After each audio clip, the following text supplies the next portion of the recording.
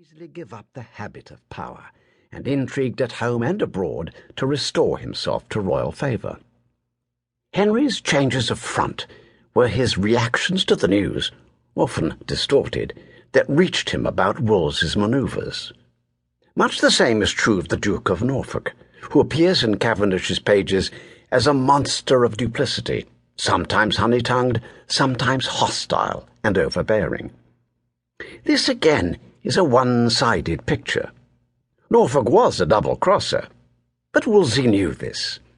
The two men might greet each other with every appearance of friendship, as Cavendish reports, but the real conversation would take place behind closed doors, or standing in the bay of a window where no one, not even a gentleman-usher, could overhear.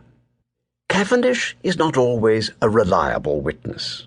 Sometimes, out of loyalty to his master, he professes ignorance where it is likely that he knew the truth. According to him, Wolsey steadily opposed the divorce. Yet Cavendish was with the cardinal at Southwell when Brereton and Wriothesley arrived, bringing with them a document for Wolsey to sign. The document was the petition of the clergy and nobility of England to the Pope, urging him to annul the king's marriage. Wolsey, unlike Sir Thomas More and John Fisher, duly signed and sealed. His principles were not as unshakable as Cavendish would have us believe, and although the gentleman-usher was probably in ignorance of the true nature of the document on the occasion of its delivery, he must surely have known more about it by the time he came to write his life. It is not surprising that Cavendish learned the habit of concealing unpleasant truths. He knew from his own experience that men who would not compromise did not live long in Henry's England. He describes his own duplicity over the question of Wolsey's last words. These obviously contained some phrase, carefully omitted by Cavendish, so offensive to the King's Majesty that it was better not to have heard it, and Cavendish and Sir William Kingston accordingly combined to assure the Privy Council that they had heard nothing. The fact that Cavendish and Kingston died in their beds, unlike so many of the characters in the life, is a tribute to their discretion. There are other occasions on which Cavendish is misleading.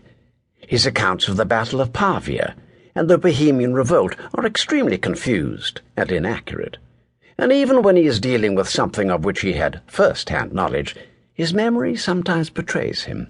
For instance, he describes how a bill was brought into Parliament to condemn Wolsey of high treason, but was so skilfully attacked by Cromwell that the cardinal's enemies had to drop it, and instead start a legal action against Wolsey for praemunire. In fact, the praemunire action had been initiated in October 1529, and the bill was not introduced into the House of Commons until the following December.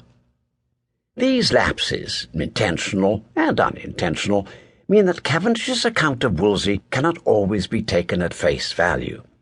And although by far the greater part of the life is reliable, it remains, as Professor Pollard said, the classic example of history as it appears to a gentleman-usher, a tale which unfolds on the surface of events and rarely probes below them. And yet, in spite of, and in some ways because of this, the life remains a classic. For Cavendish has the power to recreate a scene such as Northumberland's arrest of Wolsey at Cawood, so vivid that we feel we are there, and he writes in prose which, well, sometimes clumsy, frequently rises to magnificent heights. Perhaps most engaging of all, Cavendish himself emerges a kindly, loyal, and affectionate figure, puzzling in his gross old head how to find words to describe those far-off days of splendid dissolution through which he had lived. Cavendish entered Wolsey's service in the early 1520s, too late to attend the cardinal at the Field of the Cloth of Gold, which would so much have delighted him as a lover of pomp and ceremony, and served his master faithfully as gentleman-usher until the end came at Leicester Abbey. After Wolsey's fall, he retired from public life, sickened, perhaps, by his experience of it, and spent his time quietly either at Glemsford in Suffolk, his old home, or at Spain's Hall, which belonged to